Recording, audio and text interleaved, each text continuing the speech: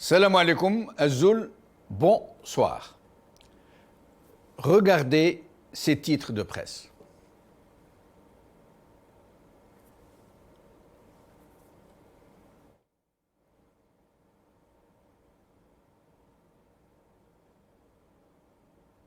Deux des fils de Gaïd Salah interdits de quitter le territoire national. Jeune Afrique. Algérie, là c'est en anglais, là, il y a une erreur, mais ça ne fait rien. Comment Tebboune. Alors. Les biens mal acquis en France dans le viseur de l'Algérie, le point. La couleur est annoncée, du 2 en 1.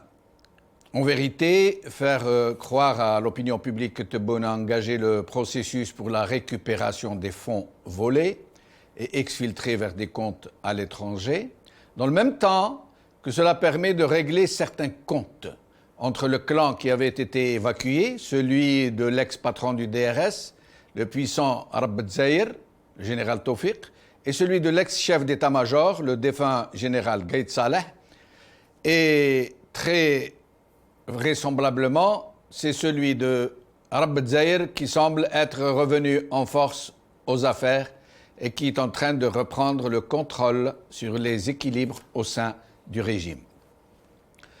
Comment les forces en présence ont-elles pu ainsi être bouleversées, alors que le camp adverse à celui de Gaïd Salah avait été littéralement éradiqué? Pour plusieurs raisons objectives, circonstancielles, et d'autres moins, et qu'on ne connaît pas toutes.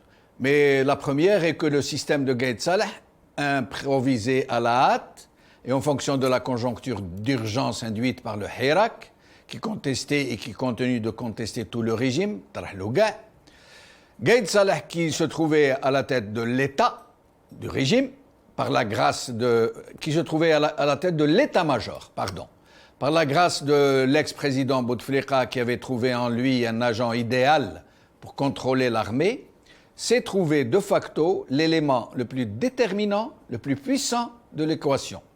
Il a donc pris les choses en main et il a fait en sorte d'être le principal et le seul décideur véritable au sein de la junte.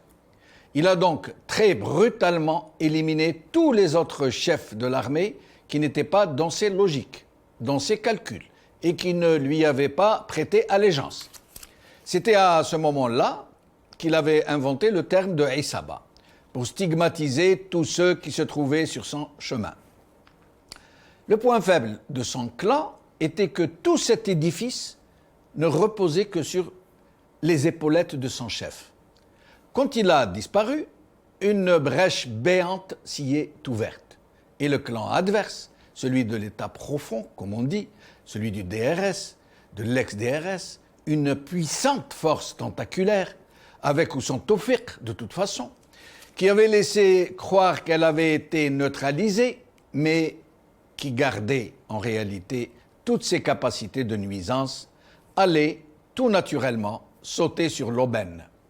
Il y avait quelque chose à prendre, et ce n'était pas Tebboune, président installé par le même Gaïd Salah, qui allait pouvoir empêcher les grands fauves du régime de reprendre leur terrain de chasse. À plus forte raison, qui n'avait été choisi par Gaïd Salah que pour sa docilité et son opportunisme politique. Il n'est donc pas dans cette guerre des clans qu'un outil de l'un après avoir été celui de l'autre. Et il ne lui a pas fallu de longtemps pour sentir d'où venait le vent et qui était le vrai maître du jeu désormais. Et c'est ainsi que du jour au lendemain, le grand boss du DRS a été sorti de prison pour être confortablement installé à l'hôpital militaire de Bouchaoui, où il jouirait, ça reste au conditionnel, de très larges latitudes, y compris celle de pouvoir diriger les opérations depuis son nouveau QG. Le général-major Mhenna Jabbar, décideur important au sein de l'ex-DRS, a été libéré, alors qu'il avait été condamné à 8 ans de prison ferme. Le général Tartag est dans l'attente d'une libération, ainsi que d'autres généraux opposés à Gaïd Salah. Des poursuites engagées contre des dizaines d'officiers supérieurs et d'officiers généraux ont été abandonnées ou sur le point de l'être. Une sorte de vaste recomposition, voire même de récupération de certaines brebis égarées entre guillemets, comme c'est le cas du général-major Souab, propre gendre de Gaïd Saleh, qui était en fuite à l'étranger, dont on nous dit maintenant qu'il était en soins à l'étranger. Il vient de rentrer au pays sans être inquiété. Il ne fait donc plus de doute que ça se rabiboche dans la maison de l'ogre, dans le même temps que de terribles vengeances s'abattent sur certains qui avaient joué un rôle important dans l'élimination des ennemis de Gaïd Saleh. C'est règlement de compte à hockey choral et une recomposition du champ politique à l'intérieur du régime. La mise sous interdiction de sortie du territoire national des enfants de Gaïd Saleh entre dans cette logique. Un peu pour annoncer la couleur et un peu pour baliser les chemins qui mènent vers cette curieuse nouvelle Algérie dont nous parle Tebboune. Cette histoire de récupérer les biens mal acquis en France rentre aussi dans les mêmes logiques, même si elle procède, elle aussi, de l'intention de faire croire à l'opinion publique que Tebboune est en train de tenir sa promesse de récupérer les fonds volés au pays et qui dorment dans des comptes à l'étranger. La justice algérienne a officiellement demandé à la France d'enquêter sur le patrimoine d'une dizaine d'Algériens. On ne sait encore rien sur l'identité de ces personnalités, mais il y a fort à parier qu'elles font certainement partie des gaïdistes ou de leur clientèle. Parce que dans la réalité, ce n'est pas une dizaine de personnalités algériennes qui ont installé leur pénate et le fruit de leur rapine en France, mais des milliers, oui, des milliers, puisque quasiment tout le personnel politique et la majorité des chefs de l'armée ont trouvé en la France la plaque tournante de leur blanchiment d'argent et le pays idéal où ils investissent. Reste à savoir si la France va accéder à cette exorbitante demande, sachant qu'elle pourrait ouvrir une véritable boîte de Pandore. Et je vais profiter de cette demande de l'Algérie à la France pour en rappeler une autre, qui n'a malheureusement pas abouti et qui a même connu une fin tragique. Au début du mois de juin 1992, le président Boudiaf avait missionné 3 de ses officiers de confiance, accompagnés de 2 autres officiers qui avaient investigué sur certains dossiers d'exfiltration de fonds à destination de leur compte en France.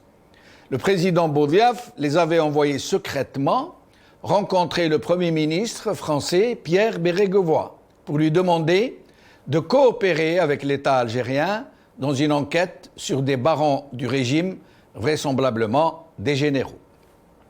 Dans son infinie sincérité, le président Boudiaf pensait que la France allait lui fournir des informations sur leurs avoirs et leurs biens en France.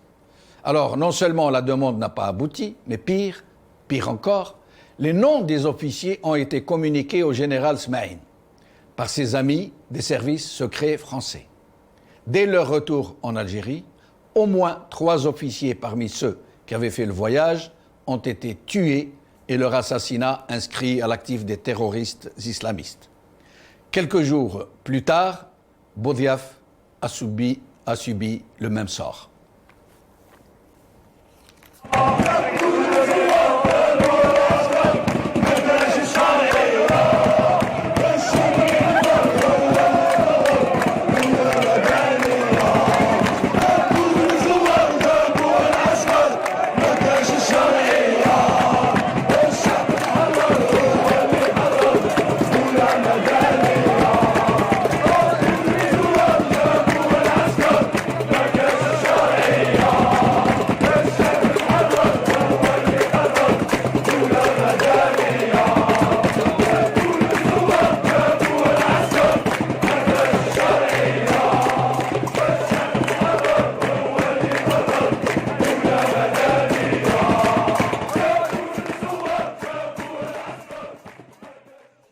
Algérie, règlement de compte à hockey choral. C'est le titre de notre émission d'aujourd'hui.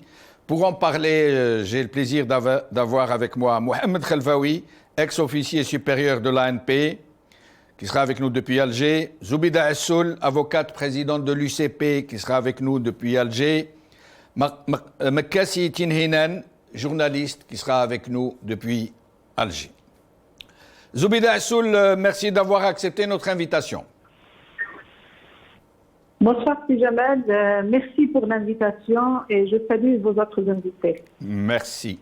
Alors, Zoubida Assoul, qu'est-ce qui se passe dans la combuse, comme on dit, ce qui semble être une recomposition à l'intérieur du régime, des gens qui sont élargis, d'autres qui bénéficient de libération, d'autres qui sont rappelés de l'étranger où on les disait en fuite, et d'autres enfin qui sont limogés, qui sont mis à la retraite, qui sont sous le coup de poursuites. Qu'est-ce qui se passe?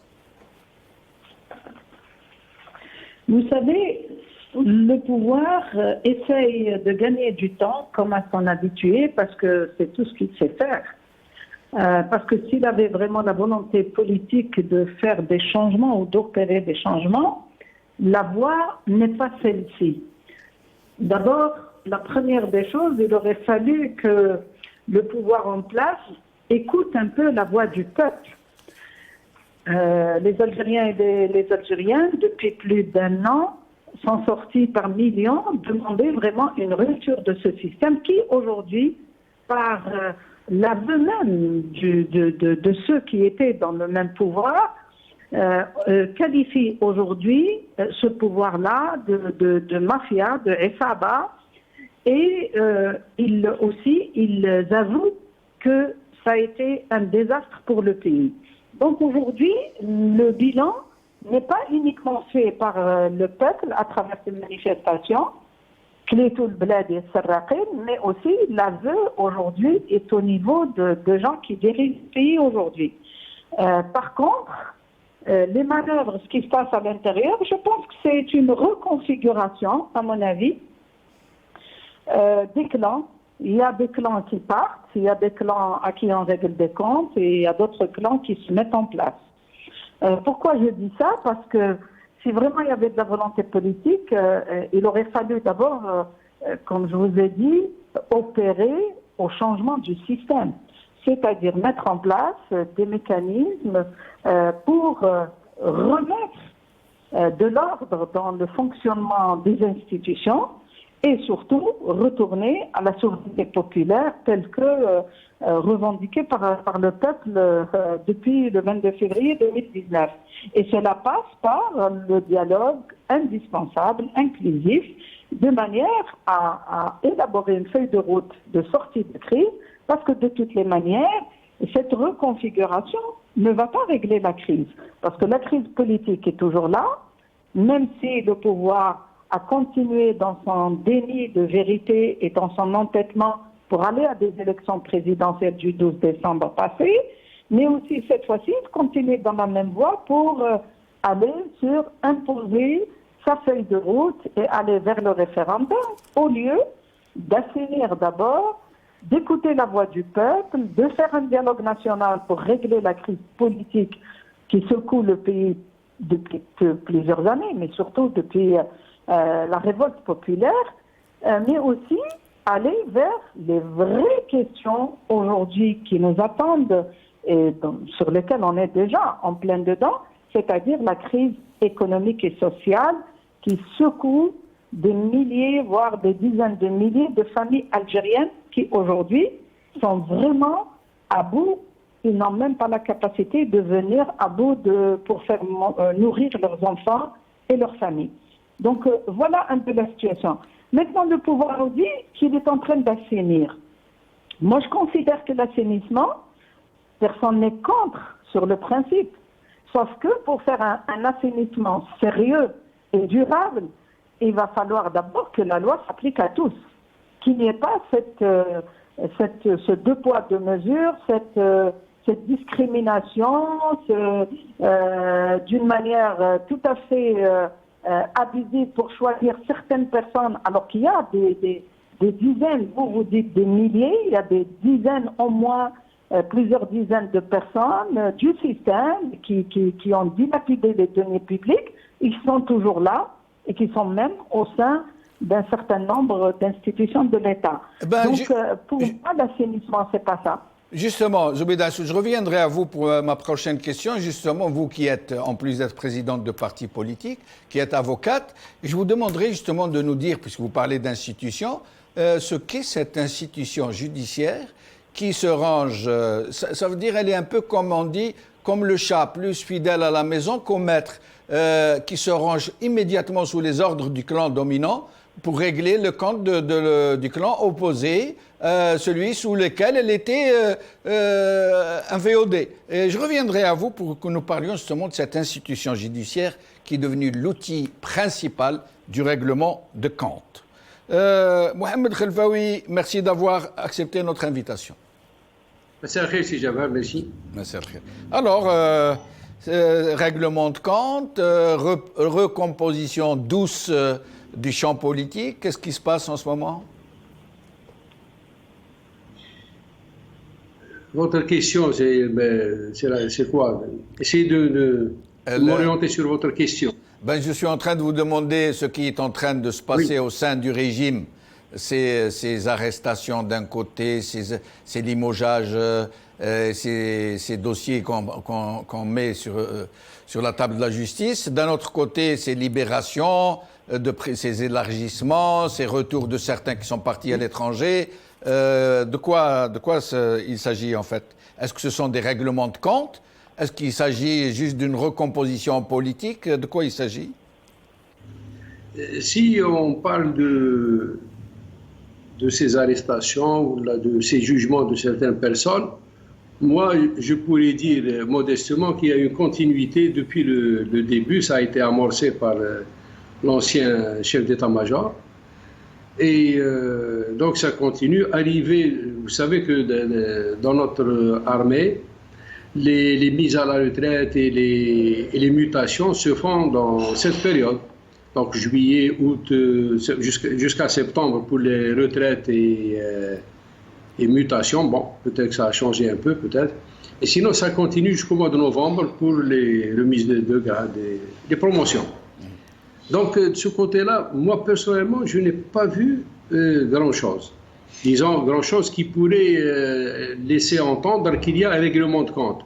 S'agissant de retour, pour parler de retour de l'ancien chef du DRS, ou là de sa mainmise, ou là de sa réhabilitation au sein du pouvoir, et dire qu'il commande, qu'il dirige ou autre, moi, je voudrais poser la question, par exemple, sur les chefs d'accusation qui ont permis à la justice de le mettre en prison, particulièrement la présence d'étrangers dans la rencontre avec le frère du président, etc.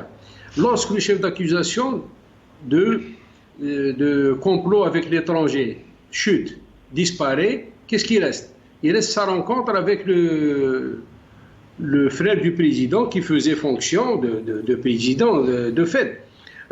Au vu au su de tout le monde, de Gaïd Salah ou des autres.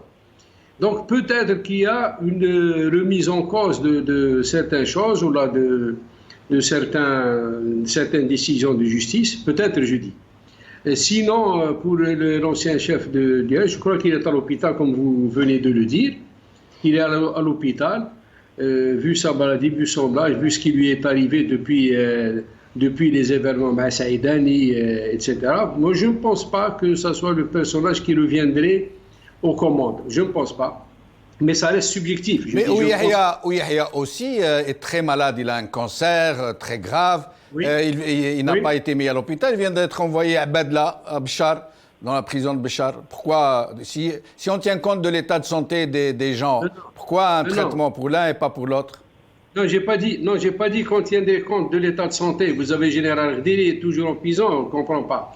Non, je vous ai dit que si l'accusation intelligence avec l'étranger, c'est la présence dans la réunion du diplomate français. Oui. Si vous supprimez ça qu'est-ce qui reste comme chef d'accusation? Oui, mais c'est à la justice. C'est à la justice de le réhabiliter. On ne le réhabilite pas par une décision politique. Bon, nous savons très bien. Nous savons très bien que c'est un règlement de compte entre Gaïd Salah et lui. Ça, nous le savons. Gaïd Salah l'a écarté parce que lui a voulu écarter Tawfiq. Là, c'est un règlement de compte. Mais là, si vous pensez, vous estimez qu'il a été injustement condamné, c'est à la justice de le réhabiliter. Absolument, non, absolument. Mais je crois que les gens tels que Gérard Délé, on lui a proposé, semble-t-il, de sortir, il a refusé parce que c'est la justice qui doit le réhabiliter. Là, je suis d'accord avec vous aussi, Jamal. Oui. C'est à la justice de le réhabiliter. Mais je crois qu'il n'est pas libéré. Non, il n'est pas libéré. Parce que vous me parlez de... Oui. Oui. Parce que Général Délé a exigé d'être réhabilité.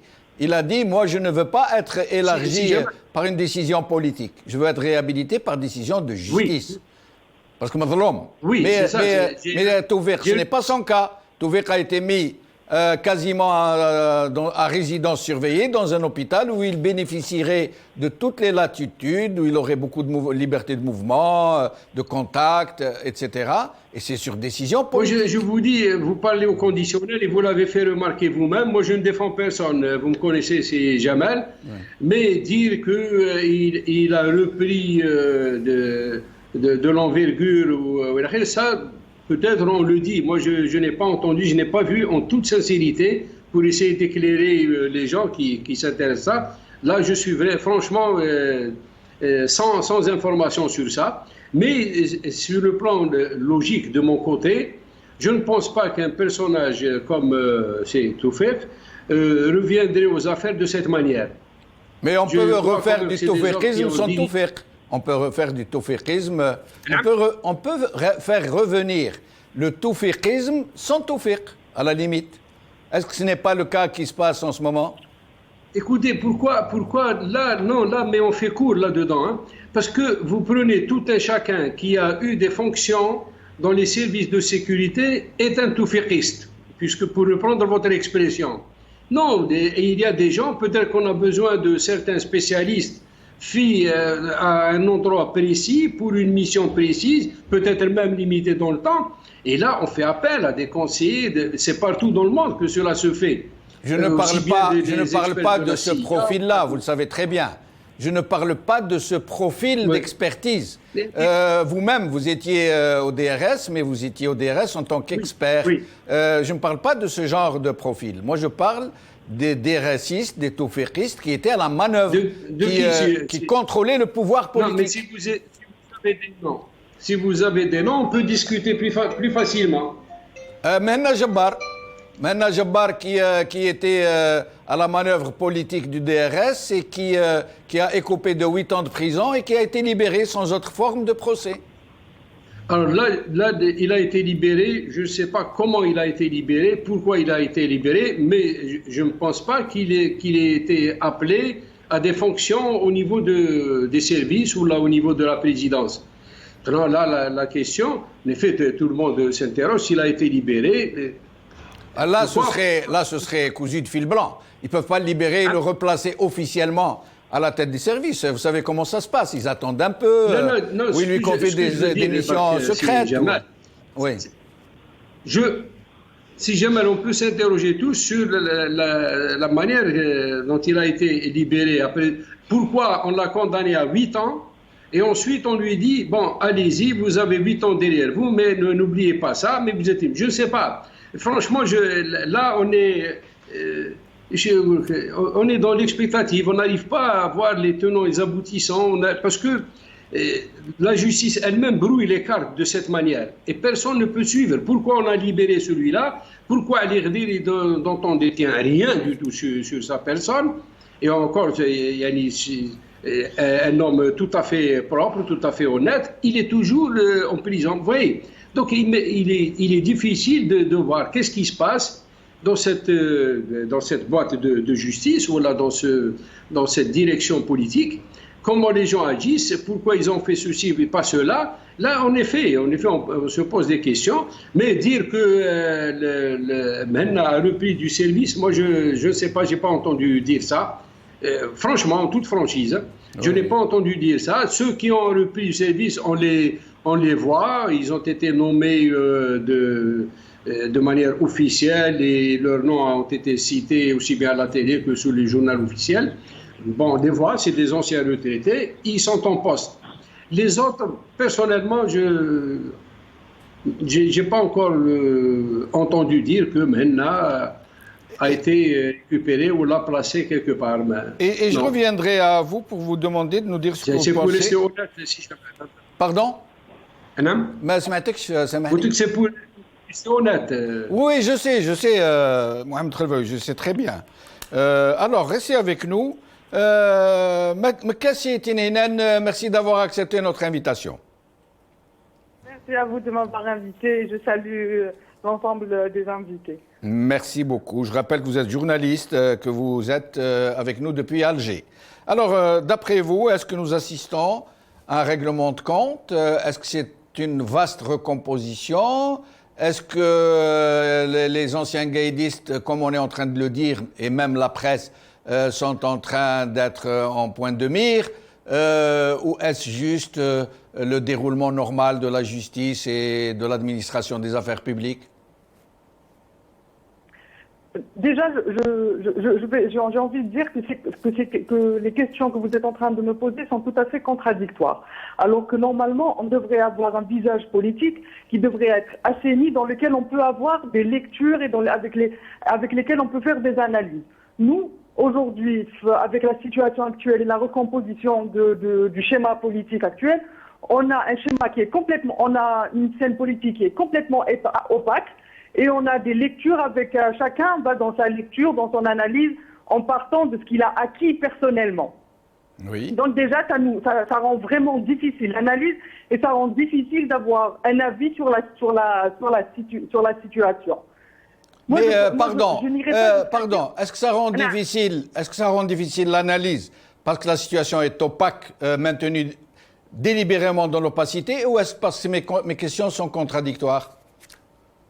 Pour que je précise s'il le faut. Il y a évidemment une volonté politique à maintenir les choses opaques. Parce que plus on maintient les choses opaques, plus on aura du mal à avoir des lectures, plus le pouvoir en place se régénère avant, sans avoir à prendre en compte l'opinion de l'opposition, du peuple, et ralentit l'activité de l'opposition, de la presse, du Hirak, de tout cet amalgame qui devrait faire partie du champ politique, de l'associatif, tout ce qui devrait composer le paysage politique n'en fait pas partie. Il y a une volonté politique claire de tout maintenir fermé. Il est évident, on ne peut même plus se poser la question. Maintenant, quand je dis que les questions sont contradictoires, parce que par exemple, moi je ne sais même plus si je dois être dans l'informative et dans l'analyse journalistique ou dans l'analyse politique, de comptoir, de citoyenne, ou vous comprenez. La presse, quand on s'avance, aujourd'hui, on part dans beaucoup de conditionnels, de suppositions. Vous-même, tout au long de l'émission, vous êtes en train de dire donc ça rend l'analyse difficile. On n'a pas l'information claire. Aujourd'hui, le pouvoir en place, comme depuis longtemps, ne donne pas les informations claires. Et aussi longtemps que la justice est maintenue sous le sceau du silence, on ne pourra pas avoir de l'analyse, ni savoir ce qui se passe, ni avoir de lecture. Nous, aujourd'hui, par exemple, la rue, elle a des revendications qu'on ne veut pas écouter. Mais ces revendications-là vont revenir, elles vont reprendre, etc. Mais est-ce qu'ils vont les écouter? On ne sait pas. Mais est-ce qu'aussi ils vont laisser ouvrir le champ politique pour l'opposition, aux associations à l'opposition? Ça aussi, ça relève d'une grande question. Et les seules questions au lieu, et aussi on maintient l'opposition et on maintient la sphère politique dans des questions que eux, ils maîtrisent. Par exemple, aujourd'hui, on peut plus on n'entend plus parler des sujets comme la condition féminine, la croissance économique, on n'entend plus parler de beaucoup de sujets. Ils nous maintiennent dans des sujets que eux ils veulent et que eux ils maîtrisent. Et ça, c'est aussi un danger pour nous et pour l'avenir du pays. Et pour l'avenir aussi du Hirak, parce qu'on va reprendre le Hirak avec des mots d'ordre qu'ils ne veulent pas entendre et que nous, on ne veut pas lâcher. Et tout le monde est d'accord, comme le disait tout à l'heure Madame Assoul, avec l'idée du dialogue. Mais dialoguer sur Quoi, comment et avec qui? D'autant plus que là, en plus de nous avoir embrouillés avec ces questions-là, on revient sur la question aussi de la Constitution. Il y a un vote qui se prépare pour le 12, il y a un référendum qui se prépare pour le 12. Comment peut-on avoir un référendum qui se prépare pour le 12 avec 6 mois de crise sanitaire qui a mis le pays, entre parenthèses, on va dire qu'on était tous concentrés sur la sortie de la crise sanitaire, pas sur les avancées politiques. On va nous imposer un référendum sans y avoir été préparé. Peut-être qu'un référendum, pour nous, passera d'abord par de nouvelles lois électorales, par le rafraîchissement des lois électorales. Mekassi Tininen, ma chère consoeur, vous savez très bien que dans des situations où l'opacité est délibérément entretenue, où le régime est plombé, Exactement. où il ne reste rien filtré, est-ce qu'il est du droit du journaliste qui n'a rien devant lui, tout est opaque, tout est délibérément opaque, verrouillé. Est-ce que le journaliste est en droit de spéculer, de se poser des questions, de tenir compte de ce qui se dit dans la rue, de tenir compte de ce qui se dit ici et là, des rumeurs, etc. Ou est-ce que nous devons nous la jouer professionnelle jusqu'au bout et nous dire non, il n'y a pas de preuve, il n'y a rien d'officiel, le régime n'a rien dit, donc il ne se passe rien, à votre avis? Moi, je pense que le journaliste est censé tenir compte de tout ce qui se passe dans le pays, que ce soit de ce que le président de la République annonce, que ce soit de ce que l'opposition, en tant que parti, en tant qu'association organisée, reconnue, légale ou pas légale selon les lois en vigueur, disent, doit être pris en considération. Ce que les gens disent dans les cafés, dans les quartiers, etc., doit être pris en compte par le journaliste. Vous savez très bien, on dit qu'il n'y a pas de fumée sans feu. Cela dit, le journaliste a pour devoir de dire selon tel et tel et tel. Il n'a pas le droit de dire que ça est une information avérée. Le travail du journaliste est de dire sa source, tout en la protégeant bien évidemment, mais de ne pas faire dire aux gens ce qu'ils n'ont pas dit et de ne pas assurer que ce que lui dit est vérité absolue. Alors, quand je vous dis, par exemple, Mhenna Djabbar, un ex-officier supérieur général-major du DRS qui a été condamné à 8 ans de prison, là c'est une information avérée, et qui a été libéré alors qu'il a 8 ans encore à faire, ça aussi c'est une information avérée. Quelle serait votre analyse sur la question? Là, ce n'est pas au conditionnel. Là, c'est... Oui. Autant que Tinginan, autant que citoyenne. Moi, j'aurais envie de vous dire, j'aurais 2 lectures. Comme on est dans une configuration nationale où des trucs improbables se sont produits, où des trucs où on se disait non, ils vont jamais aller jusque-là, se sont produits. On peut dire oui, c'est possible. C'est possible qu'il soit libéré, que demain il va se retrouver avec un budget, un poste, etc. C'est complètement possible parce que on a déjà vu le pire. Après, des fois, on revient à la réalité ou pas, et on se dit non, c'est peut-être des rumeurs. Il n'y a pas, c'est ce que je vous disais. Mais ce ne sont pas des rumeurs, il a été libéré. Il a été libéré alors qu'il a 8 ans de prison ferme à faire. Touvert, le général Touvert. Le général Touvert, ce n'est pas une rumeur. Il est à l'hôpital Bouchaoui pour raison de santé, alors que d'autres détenus sont dans des situations de santé autrement plus graves, et qui sont maintenus en prison, qui ne sont pas dans des hôpitaux. Vous savez, il faut aujourd'hui qu'on parle de ça, mais pas en disant que tout est truqué. Il faut qu'on revienne sur la situation, la condition incarcérale de tout le monde, de tout citoyen, qu'il soit incarcération politique ou incarcération pour délinquance. Les droits, aujourd'hui, le droit d'un détenu a des droits. D'accord. Restez avec nous, Tinhinan, je reviens à vous dans un moment. Zoubida Assoul, aujourd'hui, l'institution judiciaire est dans une attitude absolument incroyable. Ça veut dire qu'ils ne prennent même plus la précaution de faire semblant. Cette justice se met aux ordres du maître des lieux. Quand c'était Gaïd Salah, elle a mis des gens en prison sans état d'âme sur de simples présomptions, accusés de haute trahison, accusés d'avoir rencontré des agents étrangers, comme c'est le cas de Tawfiq par exemple. Quand Gaïd Salah n'est plus là, la justice est sollicitée pour taper sur les propres gaïdistes, voire même ses propres enfants. Et le plus normalement du monde, et ça continue de nous dire la justice, le droit, Zoubida Assoul.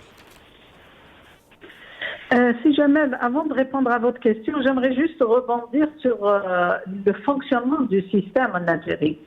C'est-à-dire que le système, son mode de fonctionnement chez nous, c'est l'opacité. Donc l'opacité est un mode de gouvernance de ce système. Donc vous n'avez pas droit à l'information. Tous les cas que vous avez cités tout à l'heure avec votre consoeur, la journaliste, c'est de dire on a eu les mêmes juridictions qui ont rendu des décisions judiciaires, notamment quand il s'agit du tribunal militaire, qui, comme vous le savez, a un code de la justice militaire qui est totalement différent de la justice civile, n'est-ce pas? Parce que le tribunal ou la justice militaire, elle obéit dans la poursuite pénale, donc l'action publique, dans le tahrik al-da'wa al-umumiyya, il dépend de l'instruction du ministre de la Défense, n'est-ce pas? Oui. Ça, c'est juridique, c'est établi dans la loi. Donc, du coup, le tribunal militaire en général, il répond à des injonctions du chef hiérarchique de l'institution militaire. Et donc là, le tribunal militaire, il a toujours fonctionné dans l'opacité. C'est une juridiction, même d'ailleurs certains confrères, dont notamment le procès de Tawfiq, Louisa Hannoun et Saïd Bouteflika, il y a eu beaucoup de difficultés quant à l'accès même, parce que normalement les procès sont publics, sont censés être publics, que ce soit la justice civile ou la justice militaire. Ça, c'est le code de procédure pénale en général qui régit les poursuites pénales. Mais ce n'est pas le cas, parce que le tribunal militaire, ça a été toujours l'opacité totale. Mais ce qui est anormal, justement, dans des situations comme ça, que ce soit pour la justice militaire ou la justice civile, c'est que nous assistons, nous vivons à travers cette multiplicité de procès, un comportement de deux poids, deux mesures. C'est-à-dire que même quand la justice commet on va dire des dépassements ou la dépasse-droit, etc., on ne les applique pas à tous. C'est-à-dire il y a des gens qui bénéficient parce que légalement, normalement, quelqu'un qui a été condamné à une peine privative de liberté, comme ce qui est le cas du général que vous venez de citer, normalement, c'est la juridiction supérieure, donc en appel, qui, elle, si elle décide que le tribunal de première instance n'a pas bien jugé, elle peut justement corriger la première décision et elle peut ordonner justement son acquittement, sa relaxe. Ou alors quand ça arrive au niveau de la Cour suprême et que la Cour suprême casse, etc. On n'est pas dans le cas de figure parce qu'en fait il y a beaucoup d'opacité. On ne sait même pas qu'est-ce qui s'est passé depuis sa première condamnation devant le tribunal militaire. Maintenant, pour revenir à la justice civile, que je connais plus parce que la justice militaire, je ne la connais qu'à travers les lois qui la régissent, mais je ne la connais pas dans la pratique. Je n'ai jamais été dans un tribunal militaire. La justice civile, elle subit le même sort parce que la volonté politique des dirigeants du pays, c'est de faire de la justice un instrument qu'elle utilise pour régler les comptes, notamment dans les affaires qui intéressent le pouvoir directement. Et comme le pouvoir, il est, soi-disant, dans une perspective d'assainissement, donc même dans l'application de cet assainissement, il continue à faire le deux poids, deux mesures entre les uns et les autres. Je vais vous donner un exemple très concret qui s'est passé il y a quelques semaines de cela. On a assisté à l'incarcération des 2 journalistes de France 24. Injustement d'ailleurs. Je connais le journaliste Express et je connais ce qu'il a subi depuis des mois comme harcèlement judiciaire sur son travail avec France 24. Mais n'empêche, ils ont été incarcérés sur instruction, visiblement. Ils ont été relâchés sur instruction. Et c'est ça qui met la justice à mal. Et aujourd'hui, dans le cadre du mouvement, du dernier mouvement des magistrats, Le procureur de la République qui, lui, a fait appel de son incarcération, il a été libéré par la chambre d'accusation, ces deux journalistes, eh bien, il se retrouve limogé de son poste de procureur de la République de Bermorad Baïs. Vous voyez, donc, en fait, le pouvoir, il joue des institutions. Il utilise les institutions à des fins tout à fait de se maintenir au pouvoir, de régler le compte à qui il veut régler, et aussi de faire semblant de temps en temps, comme quoi il libère des gens quand vraiment il a des pressions ou alors qu'il apprécie par calcul politicien de libérer certains. Donc il n'y a pas une constance, si vous voulez. Si la justice était vraiment indépendante, beaucoup de gens, et M. Khelfaoui a cité Al-Erdiri, on peut citer Rachid Lekaz, on peut citer les jeunes du Hirak, on peut citer les deux jeunes aujourd'hui qui ont été placés sous mandat de dépôt par le juge d'instruction de Bab-el-Oued. Il y en a des dizaines de gens comme ça. Si vraiment il y avait une volonté politique de laisser d'abord la justice faire son travail en tant qu'institution judiciaire, qui a le devoir et l'obligation de se limiter à ce qu'il y a dans les dossiers, la justice n'en serait pas là. Mais malheureusement, comme je le dis à chaque fois, dans ces affaires-là et dans ces incarcérations, non seulement on est en train de mettre la pression sur le peuple pour que le Hirak ne revienne pas sur la scène, ça on l'a compris depuis très longtemps, depuis même le feu Gaïd Saleh, qui a essayé justement de casser le Hirak de toutes les manières, mais surtout en usant et abusant de la justice pour mettre les gens en prison. Maintenant, aujourd'hui, on ne peut pas comprendre cette nouvelle Algérie dont on nous parle, mais qui continue à mettre des gens en prison parce que juste ils ont posté un avis sur les réseaux sociaux, Facebook, parce que les Algériens n'ont plus d'autres espaces pour s'exprimer. Il ne leur reste que l'espace virtuel qui est l'espace des réseaux sociaux. Donc c'est un non-sens, c'est de l'incohérence que de parler d'Algérie nouvelle, de parler des libertés, de parler d'une nouvelle constitution, de parler d'écouter la voix du peuple, de même prendre le Hirak comme s'il était à eux, comme si le Hirak c'est le pouvoir qu'il a mis en place, mais que de l'autre côté on continue à incarcérer les gens et on continue à interférer dans le fonctionnement de la justice et à maintenir ce qu'on veut maintenir et à libérer ce qu'on veut libérer. Donc la justice est toujours le grand perdant parce qu'il s'agit de la crédibilité, déjà que la confiance entre le citoyen et l'État et son État et les institutions, et notamment la justice, est vraiment rompue depuis très longtemps, mais qu'aujourd'hui, le peu de magistrats qui restent, qui essayent parfois de faire appliquer rien que la loi, eh bien ces magistrats sont mis à mal, et nous avons vu beaucoup de magistrats qui ont été justement sanctionnés, qui ont été mutés en dehors du mouvement des magistrats, qui est un mouvement annuel normalement, et aujourd'hui, c'est-à-dire, c'est d'envoyer un message très fort aux magistrats, tous les magistrats qui essayent de faire l'application de la loi, rien que la loi, voilà le sort qui les attend. Donc du coup, même ceux qui ont envie de faire appliquer la loi, eh bien ils ont peur parce qu'ils vont se retrouver ou bien dégradés, ou bien mutés, ou bien sanctionnés carrément, traduits devant le Conseil supérieur de la magistrature, comme c'est le cas du président du Forum des magistrats.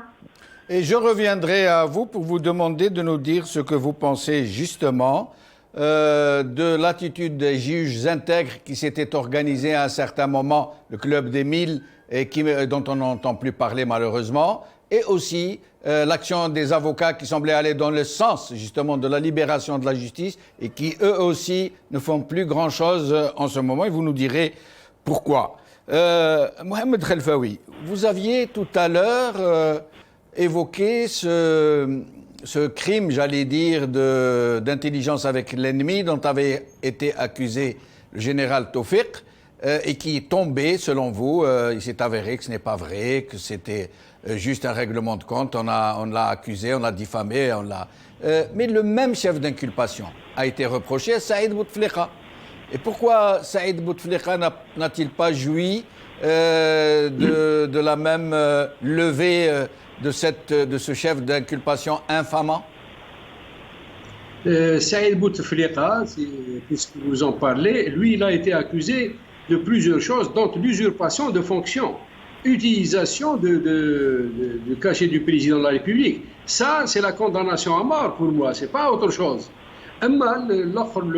L'accusation de réunion en présence ou avec la collaboration d'un homme politique étranger, là, c'était méchant. Comme vous l'avez dit une fois, c'est infamant. C'est inimaginable que un patron des services de sécurité tombe dans un truc pareil. C'est inimaginable. Mais bon, les gens se sont laissés aller à ça. Maintenant que ce chef d'accusation tombe, qu'est-ce qui reste? Il a rencontré le frère du président, le président de fait. Je ne sais pas qui lui-même il le rencontrait si il le lui demanderait. Bon, la même chose pour l'accusation contre le général Erdéry. Et l'intelligence économique, ce chef d'accusation tombe, alors il y a le truc vague avec atteinte au moral, ou je sais pas, franchement, il y a un officier de ce rang à qui on a investi de certaines fonctions et de beaucoup de confiance, et au final, vous l'accusez de ce genre de choses, ex-candidat à la présidence, il faut le rappeler. Non? Et ex-candidat à la présidentielle. C'est ça, oui, ex-candidat, oui. Il pensait pouvoir faire quelque chose, comme les autres aussi. Ils ont cru en une dynamique de démocratisation de la chose, non, mais voilà que ça a pris très court et malheureusement avec trop de dégâts. Oui, mais pardon, Mohamed Khelfaoui, je voudrais vous poser une question, même si nous allons un peu sortir du sujet. Erdéry, le général Erdéry, qui est militaire, qui connaît de l'intérieur l'institution militaire, comme on dit. Erdéry, qui connaît très bien l'institution militaire, qui connaît les méthodes, qui sait que c'est l'armée qui désigne les présidents et pas les élections. Ce ne sont pas les élections qui vont élire un président en Algérie. On le sait tous très bien. Comment Erdéry, sachant que c'était Gaïd Salah et le clan qui était autour de lui qui allait désigner le président, comment a-t-il imaginé pouvoir être élu par le peuple? Non, Erdéry, il est parti en s'appuyant sur les gens qui le supportaient. Et il était évidemment convaincu d'arriver à quelque chose, sinon il se serait retiré très tôt. Bon, maintenant, que le peuple ne le choisisse pas, c'est aussi, le jeu est joué. Bon, il faut être un sportif, accepter la victoire, accepter aussi la défaite. Ceci étant, dès que les choses ont commencé à tourner, je crois, parce que par la suite, moi, j'étais pas proche, il a compris que ça ne valait pas l'engagement parce que les choses n'allaient pas comme il le pensait. Et il s'est retiré. C'est-à-dire, disons, il ne s'est pas représenté pour celle de juillet. Il a été arrêté, je crois, juin. Là. Bon, si vous prenez le cas de CL Erdéry, depuis le début jusqu'à la fin, accusé d'être proche de quelqu'un qui a été lui-même accusé de trafic et d'intelligence avec le Mossad, s'il vous plaît. Même que ça tombe, il est accusé d'intelligence avec l'étranger, avec un gros point d'interrogation, on ne sait pas quel est cet étranger. Ça tombe, ensuite, bon, puisqu'il n'y a rien, alors vous avez touché au moral de la troupe, chose que franchement, pour le général-major, il ne l'osera jamais. Et est-ce que c'était un cas de règlement de compte, habillé de prétextes juridiques et politiques? C'est-à-dire, dès le début de l'Erdéry, lorsqu'il a commencé à se manifester à travers la presse, d'ailleurs, le premier article, c'était une défense de l'armée contre Seyed Nordin Bokra, que je salue, un ami lui aussi, que je salue, mais là, le travail, les échanges intellectuels, ça peut déborder. Mais, donc, c'était un travail pour répondre à Bokra, Nordin. C'était son premier. Ensuite, il a développé d'autres articles. Et c'était parti de là. Il faut se rappeler les réponses du défunt chef d'état-major contre lui, le traité de beaucoup de choses. Bon, on n'a pas besoin de répéter les mauvaises choses, autant répéter les bonnes choses. Donc, il a traité un peu de tout.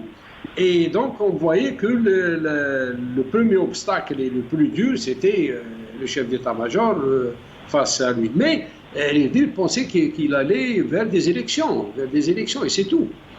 Bon, une autre question que je prends de vos propres déclarations. Si ce chef d'inculpation infamant... Fadal. J'ai pas entendu si jamais. Alors, si ce chef... Si vous voulez. Et là, vous m'entendez? Oh là là, j'ai dit...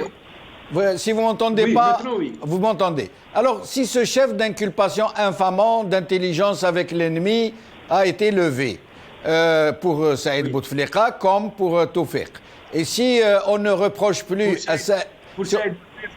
si on ne reproche plus à Saïd Bouteflika que l'usurpation des fonctions du chef de l'État, d'accord? Oui. Alors pourquoi dans ce cas l'avoir fait juger par une juridiction militaire? Pourquoi ne pas le passer maintenant, ne pas annuler le jugement comme étant illégitime, illégal, et ne pas le traduire devant une juridiction civile? Si Jamal. Oui. Si Jamal. Oui. Le chef d'accusation d'intelligence est tombé. D'accord. Mais les trois sont en prison. Oui, mais Saïd Bouteflika. Pardon. Madame? Saïd Bouteflika a été jugé par un tribunal militaire parce qu'on a considéré qu'il y avait intelligence avec l'ennemi. Mais à partir du moment que ce chef d'inculpation est tombé... L'accusation la plus grave, c'était la déstabilisation du commandement de l'État. Oui, mais alors là, ça relève de la juridiction civile de la justice. Ça ne relève pas de la justice militaire. Non, parce que... Non, Mme Assoul va vous l'expliquer mieux que moi. Oui, on lui demandera. Peut-être. Mais je veux dire que l'accusation, au départ, c'était un peu jouer sur le commandement de l'armée. Donc, c'est la déstabilisation d'une institution de l'État. C'était l'institution militaire dont il s'agissait. Et c'est pour ça qu'ils sont passés là-bas, à mon sens. Mme Assoul pourrait dire autre chose pour mieux clarifier. Mais voilà ce que nous avions compris à l'époque. Moi, ce que j'ai relevé, c'est le chef d'accusation infamant, qui est très grave, et qui a fait tomber des larmes de mes yeux. Je ne le cache pas, je le dis. Radni le bled, radni toute la confiance de toute une vie, finesse. Mais voilà que c'est faux. Voilà que c'est faux. Donc, si c'est ça. Alors, justement, une question, Mohamed Khelfaoui. Une question très simple. Est-ce que pour vous, ce sont des règlements de compte entre clans? Ou est-ce que le règlement de compte relève de la pure spéculation? Si Jamal, je reste quand même dans un certain respect des convenances aussi. Règlement de compte, si c'est à titre individuel, je peux vous le dire. Maintenant, s'il y a un règlement de compte, il appartient aux responsables de la nation d'aujourd'hui de remettre les choses à leur endroit, de rendre aux gens leur dignité, de les réhabiliter, etc. Oui, mais pourquoi ne pas reconnaître qu'il y a des règlements de compte? Pourquoi ne pas reconnaître qu'il y a des règlements de compte? Pourquoi? Lorsqu'on discute une chaîne de télévision pour alimenter les gens qui nous écoutent, etc., règlement de compte, pas règlement de compte, je ne pense pas que ce soit des importants liens. Par contre, si l'État voit que c'est un règlement de compte, il a tous les moyens pour réhabiliter ces gens. Donc, il y a un règlement de compte, je ne dirais pas ça, mais ça sort un peu du cadre d'une chaîne de télévision qui parle de problèmes de la nation, entre des cadres, Zoubida Assoul, Madame la journaliste, ou moi-même ancien cadre, et vous-même, journaliste d'une haute qualité professionnelle. Donc, bon, soit c'est un règlement de compte. Qu'est-ce que ça va avancer? C'est pas à moi de dire. Moi, je peux le ressentir. Je vous le dis, je peux le ressentir. Mais c'est individuel, ça, c'est personnel. Ce n'est pas Ayoub Chab el-Jazairi, il y a eu un règlement de compte. Non. Nous allons demander à Mekassi Tinhinan. Mekassi Tinhinan, à votre avis, comme nous l'affirme Mohamed Khelfaoui, nous l'avons perdu. Zoubida Assoul, d'abord, avant d'en arriver à la question que je voulais vous poser, que suggère Mohamed Khelfaoui, la traduction de Saïd Bouteflika devant une juridiction militaire. Et même de Tawfiq lui-même, qui était devenu un civil, et n'était plus militaire, il était à la retraite. Est-ce qu'il est légal de les traduire devant une juridiction militaire, devant un tribunal militaire? Selon le code de la justice militaire, est considéré comme une affaire militaire quand il y a des personnes militaires qui ont commis l'infraction, même si cette infraction a été commise par un militaire, mais avec des civils, c'est toujours le tribunal militaire qui est compétent en la matière. La deuxième des choses, quand les faits constituent une infraction qui touche à, à la sécurité ou la stabilité de l'institution militaire. Le chef d'inculpation que Feu Gaïd Salah a voulu mettre dans cette affaire-là, d'abord il y avait des militaires Tartag qui étaient en fonction, donc c'est un militaire. Saïd Bouteflika est un civil, mais il a rencontré, même si Tawfiq n'était plus en fonction, il était à la retraite, mais il les a rencontrés en sa qualité. Est-ce qualité quelqu'un qui connaît, qui maîtrise un peu l'institution militaire et notamment le DRS. Donc tout ça, ajouté à cela le chef d'inculpation qu'il leur a fait, c'est-à-dire complot contre l'État. Et ça, le complot, il rentre directement dans les qualifications qui touchent à la sécurité et la stabilité du pays. Donc voilà pourquoi ce qui justifie au moins juridiquement la traduction de Saïd Bouteflika en étant un civil avec des militaires devant le tribunal militaire. Ça, c'est ma lecture et mon interprétation de la loi, du code de la justice militaire. Alors, pour ce qui est de ces histoires de justice qui ont atteint un seuil absolument intolérable, de cette justice qui est devenue un outil aveugle et obéissant, soumis à l'injonction des décideurs, notamment des décideurs qui ne sont pas des décideurs légitimes, puisqu'un chef de l'armée n'a pas à faire de la politique en toute légalité. Cette justice qui se met au service donc du plus fort, du moment, pourquoi ces juges qui avaient donné l'impression à un certain moment, surtout le club des 1000, qui allait dans ce sens de restituer à la justice son indépendance par rapport non seulement à l'exécutif, mais à toute forme de décideur, et pourquoi les avocats aussi, qui avaient laissé croire, espérer à un certain moment qu'ils allaient s'engager dans cette voie pour exiger l'indépendance du pouvoir judiciaire, pourquoi ça a coupé court? Pourquoi ça n'a pas été jusqu'au bout? Non, je pense que ça n'a pas coupé court. D'abord, c'est la première fois depuis l'indépendance que les magistrats sortent à l'occasion de la révolution pacifique, sortent pour réclamer l'indépendance de la justice. C'est une première. La deuxième des choses, c'est que quand même beaucoup de magistrats ont fait une grève. C'est aussi inédit dans l'histoire de la justice algérienne. Les magistrats, même si le statut de la magistrature leur interdit de faire grève parce que la justice étant un secteur vraiment stratégique et que les magistrats n'ont pas le droit de faire grève parce que ça touche au bon fonctionnement et à la continuité du service public et la justice. Donc, ils ont fait quand même une grève qui a duré... Oui, mais Zoubida Assoul, je vous rappelle qu'ils ont fait grève. C'est juste mon raisonnement. Oui, allez-y, pardon, excusez-moi. Donc après cela, bien évidemment, aussi bien le syndicat des magistrats que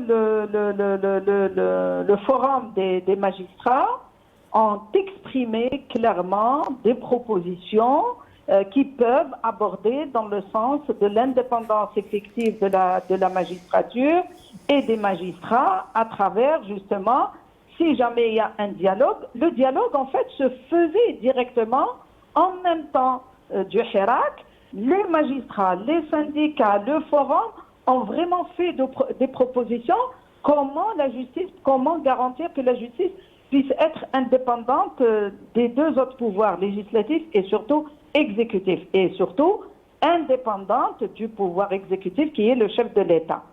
Donc, il y a eu des choses. Les avocats aussi, depuis les débuts du Hirak, les avocats, en tout cas beaucoup d'avocats militants, hein, parce que dans les avocats, vous savez, nous sommes à peu près 48 000 avocats dans toute l'Algérie, mais ce n'est certainement pas les 48 000 qui sont sortis, mais une grande majorité des avocats sont sortis, mais il y a les avocats militants qui, depuis des années, militent pour l'indépendance de la justice, pour l'état de droit et pour la préservation des libertés individuelles et collectives de tous les Algériens et Algériennes. Donc ces avocats-là ont continué à travailler, sauf que le jour où il y a eu la pandémie du Covid-19, malheureusement, cette démarche de mobilisation, elle ne peut se voir qu'à travers des démarches physiques qu'on faisait déjà à l'époque, les marches, les sit-ins qu'on faisait devant les juridictions, etc., etc. Depuis qu'il y a le Covid, il y a le Hajr al-Sahi, il y a le couvre-feu, donc vous ne pouvez pas, bien sûr, voir ce travail. Ça ne veut pas dire que ce travail ne continue pas à se faire. Il continue à se faire autrement, en attendant que la levée de toutes les mesures sanitaires soit faite et soit effective. Et moi, je suis sûre que le Hirak reviendra et reviendra encore plus fort, même si le pouvoir en place essaye de faire peur aux gens, de mettre encore des gens en prison pour dire toute personne aujourd'hui qui n'est pas d'accord et qui ne cautionne pas la démarche du pouvoir, voilà ce qui l'attend. Alors, justement, Zoubida Assoul. Nous, on le voit, on le ressent. Zoubida Assoul, vous parliez de grève des magistrats. Vous parliez des grèves des magistrats. Vous semblez saluer cette initiative qui, en son temps, avait été saluée par l'ensemble des Algériens qui ne savaient pas, malheureusement, à ce moment-là, que c'était une grève incitée par des revendications socio-professionnelles qui n'avaient rien à voir avec cette demande légitime que nous attendions tous de l'exigence de l'indépendance de la justice. Alors, dès qu'on leur a attribué ce qu'ils demandaient, les juges, ces magistrats, ils sont retournés, ils ont mis fin à leur grève. Alors, la question est, pourquoi les magistrats n'entreprennent-ils pas d'entrer en grève de la même façon qu'ils l'ont fait pour des salaires, des mutations et autre chose, pour exiger que leur institution soit indépendante du pouvoir exécutif et des autres décideurs militaires? Si vous permettez, je ne suis pas tout à fait d'accord avec vous quand vous dites que la grève a été faite pour des revendications purement socio-professionnelles. Il y avait cet élément. Parmi tant de revendications, ce ne sont pas que des revendications socio-professionnelles, c'est-à-dire augmentation des salaires et tout ça. Non, les magistrats ont demandé aussi des conditions de travail. Et les conditions de travail, vous savez, quand vous avez un magistrat qui rentre dans une salle d'audience avec 200 à 300 dossiers par audience et que, quel que soit son génie, il ne pourra pas vraiment rendre la justice en termes de qualité. Ça va être une justice expéditive. Ça fait partie justement des éléments que les magistrats revendiquent. Mais par contre, il y a une perversion justement des revendications. C'est justement la propagande qui a été faite autour de tout cela pour dire finalement les magistrats n'ont fait la grève que pour demander des augmentations de salaire. Par contre, les gens n'ont pas vu toutes les manœuvres qui ont été faites par le pouvoir en place et notamment par la chancellerie, donc le ministère de la Justice, et toutes les sanctions qu'ont subies beaucoup de magistrats, dont le procureur de la République d'Alger, de Sidi Mohamed, qui a été muté en pleine année judiciaire à Gmar sur Ouedsouf. Et quand vous voyez beaucoup de magistrats qui ont subi des mutations aussi, des magistrats qui ont eu des décisions très courageuses en faisant l'application de la loi, donc ce sont ce type de, si vous voulez, de pression qu'on met sur les magistrats de manière à ce qu'ils ne revendiquent pas l'indépendance de la justice. Donc c'est vrai que ça, c'est une réalité. Il ne faut pas aussi la perdre. Oui, mais Zoubida Assoul, pardonnez-moi, mais personnellement, je vois une grande différence entre exiger des conditions de travail et l'indépendance de la justice, qui est une revendication autrement plus haute, autrement plus centrale, oui. Chose qu'ils n'ont pas revendiquée malheureusement, et d'ailleurs même pour les conditions de travail. Ils ont repris le travail sans que le régime ne leur accorde ce point parmi les autres. Ils ont repris le travail dès qu'on leur a accordé les exigences socio-professionnelles, notamment tout particulièrement sociales. Ça veut dire salaire, mutation, affectation, ils ont repris le travail. Nous ne pouvons pas dire que non, il y avait dans leurs revendications une portée politique aussi. Il n'y en avait pas. C'est Jamel, regardez tous les communiqués, à la fois du syndicat et du forum des magistrats. L'indépendance de la justice a été toujours une revendication permanente de tous les communiqués qui ont été faits par ces deux instances. Il ne faut pas oublier, vous avez parlé au début de votre question des 1000 magistrats qui ont voulu créer un autre syndicat des magistrats. Oui. Parce qu'ils ne se reconnaissaient pas à travers l'ancien syndicat des magistrats qui était totalement inféodé à la chancellerie et qui exécutait les ordres de l'ours à l'époque. Oui. Ça, c'est une chose. Mais ils ont essayé. Est-ce que nous avons perdu Zubeida Assoul? Nous l'avons perdu. Alors, Mekassi Tinhinan, avant que je vous pose une question en particulier qui ne sera pas contradictoire, rassurez-vous. Si c'est possible, je vais... Excusez-moi, c'est possible, je vais rebondir sur ce que vous venez de dire sur les revendications de la justice. Il faut aussi se dire qu'aujourd'hui, les revendications socio-économiques et socio-professionnelles sont très importantes. Parce que la revendication de la justice libre est une revendication nationale et populaire. Mais la revendication socio-professionnelle est une revendication qui est propre aux juges, qui est propre à chaque profession. Chaque profession aujourd'hui, dans le cadre du Hirak, dans le cadre de l'Algérie nouvelle, dans le cadre du changement, se doit d'aller vers ces revendications-là. Parce que les conditions de travail permettent à cette profession d'évoluer. Il faut qu'on dépassionne le débat. D'accord. Mekassi, excusez-moi. Excusez-moi, Mekassi Tinhinan. Pardonnez-moi, je suis obligé de vous interrompre parce qu'il ne reste plus beaucoup de temps et que j'ai des questions pour vous. Non, mais ça fait partie Oui, mais c'est moi qui pose les questions. Excusez-moi, moi je vous pose la question et vous vous répondez comme vous voulez. Pardon, Mekassi Tinhinan, j'ai une question pour vous d'abord, puis une autre. Alors, tout à l'heure, Mohamed Khelfaoui, vous m'avez fait perdre le fil de mes idées. Tout à l'heure, Mohamed Khelfaoui a considéré que que la question est-ce que nous sommes face à un règlement de compte n'était pas importante, qu'il n'était pas nécessaire d'y répondre. Est-ce que vous pensez la même chose? Et si oui, sinon, est-ce que nous sommes dans un règlement de compte ou non, de façon claire, avant que je vous pose une question pour vous, spécialement pour vous? Vous savez, déjà, moi, je pense toutes les questions sont importantes et toutes les questions ne sont pas importantes. Les réponses qu'on apporte, sur lesquelles on doit se concentrer. Quand on apporte des réponses qui enflamment, quand on apporte des réponses qui ne sont pas justes, quand on apporte des réponses qui ne font qu'envenimer la situation, quand on va vers la polémique, là, ça ne sert à rien de se poser aucune question sur l'avenir du pays. Parce qu'on n'avance pas, parce qu'on ne construit pas. Aujourd'hui, les questions sont règlement de compte ou pas règlement de compte. Ce qui nous a choqués, nous, en tant que citoyens, c'est déjà la perte d'homogénéité, la perte. Avant, on était face à un système qui était d'accord à protéger ses intérêts. Ils avaient des intérêts communs qu'ils ont voulu et qu'ils ont protégés par tous les moyens. Ils voulaient, le 5e mandat était pour garder la même mise sur le pouvoir, que ce soit le Gaïd, que ce soit X ou Y. D'ailleurs, à l'époque, on parlait de Tebboune comme étant le candidat de Gaïd Salah. Aujourd'hui, revirement de situation, on revient sur les mêmes questions avec les mêmes analyses sur le Hizb al-Wahid. On a un seul truc en tête, complot, pas complot, la fin du monde, pas la fin du monde. Mais les questions sur la construction du pays, les questions sur le changement, on doit les poser. C'est quand qu'on doit les poser. Ça fait partie maintenant, Tinhinan, si vous voulez... de l'opposition, du rôle de la presse, etc. Tinhinan Mekassi, est-ce que vous me laissez parler, s'il vous plaît? Tinhinan Mekassi, maintenant, si vous voulez poser les questions vous-même et y répondre vous-même, faites-le. Puisque je ne peux plus vous poser de questions. On n'est peut-être pas d'accord, mais on avance. Oui, mais moi je vous pose une question, c'est mon rôle. Pourquoi voulez-vous que je vous laisse poser la question que vous voulez vous poser à vous-même?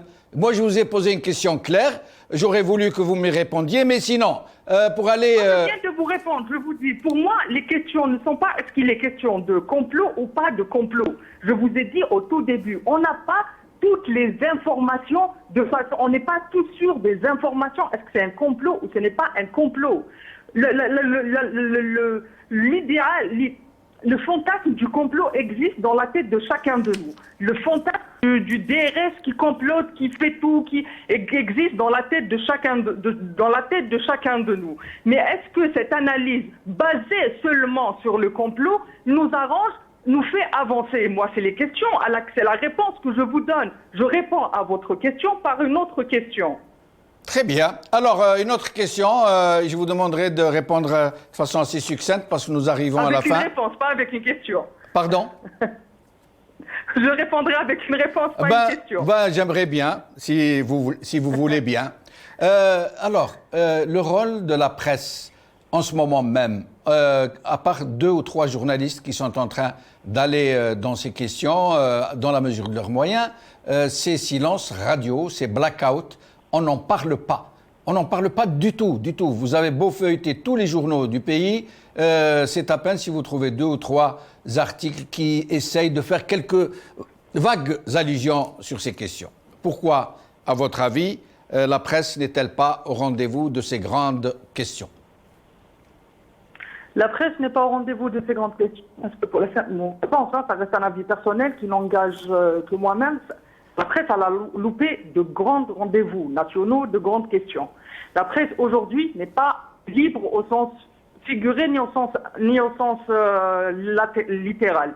La presse a des intérêts à protéger.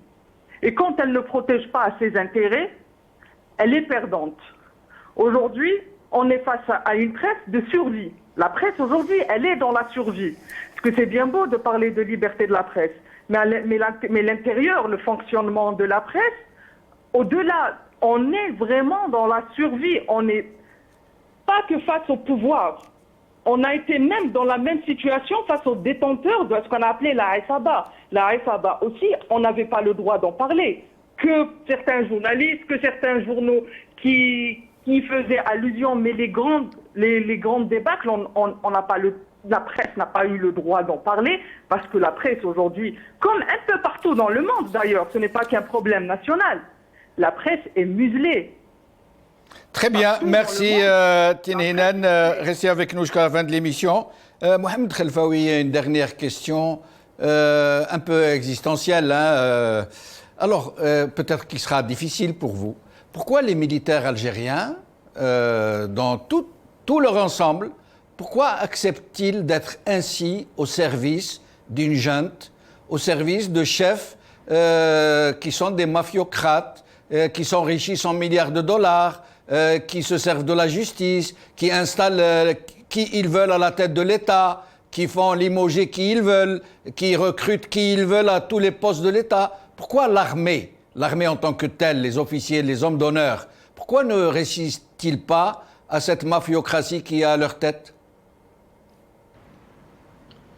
Écoutez, d'abord je reviens parce que lorsque vous avez interprété votre consoeur, lorsque vous l'avez questionné sur le règlement de compte, moi j'ai pas dit que c'est pas important là. Parce que si Jamal, vous dites que règlement de compte au niveau de l'État, d'un pouvoir, on ne peut pas l'exprimer de cette manière.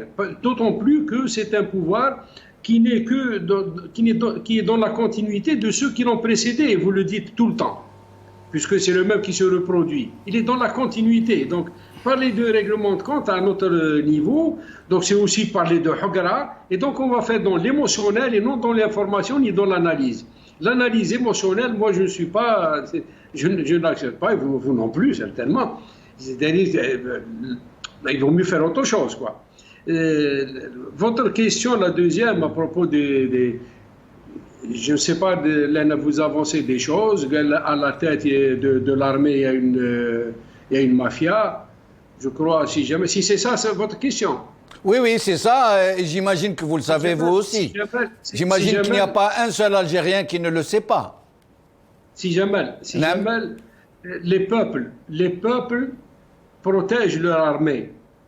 essayez de faire la même chose. Maintenant, si vous avez en vue un officier là, oui, vous le dénoncez, oui. Maintenant, vous dites pourquoi l'armée ne se rend pas. D'abord, moi, personnellement, ceux que je connais au niveau de l'État, et je ne sais pas s'ils sont en train de m'écouter ou pas, au niveau de l'armée, je veux dire, hein, oui. Au niveau de l'armée, et même ceux qui sont sortis, moi, je peux vous assurer, pour ceux que je connais, c'est des gens très propres.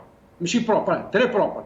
Maintenant, s'il y a des choses qui se font que j'ignore, je n'ai pas le droit de mettre mon armée à ce niveau pour la piétiner. Non, non, si jamais. Les armées هذا هو المشكل سي محمد. المشكل هذا هو. المشكل هو lorsqu'on montre du doigt. Lorsqu'on montre du doigt ces gens qui salissent l'honneur de l'armée. Tout le monde se dit ah vous attaquez l'armée, mais ce n'est pas l'armée qu'on attaque. Oui. Au contraire, nous, on cherche, comme vous le dites, à protéger cette armée. Sauf les Jamal, ceux qui ont sali, ou là, qui salissaient l'armée, le commandement a pris les dispositions qu'il faut et ils sont en prison. Certains, bon, je ne cite pas leur nom, je ne suis pas pour ça, mais voilà, une fois qu'ils sont mis en prison, vous avez parlé de règlement de compte. Alors comment faire? On arrête la mauvaise graine. C'est un règlement de compte, on les laisse. Pourquoi l'armée ne se soulève pas?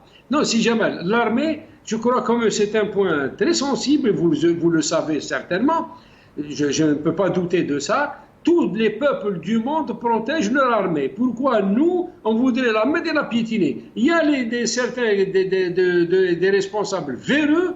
Ils croupissent en prison, et s'il y a encore certains dans les arcanes du pouvoir, Inch'Allah, les jours à venir, on mettra fin à leurs exactions, à leurs fonctions au moins.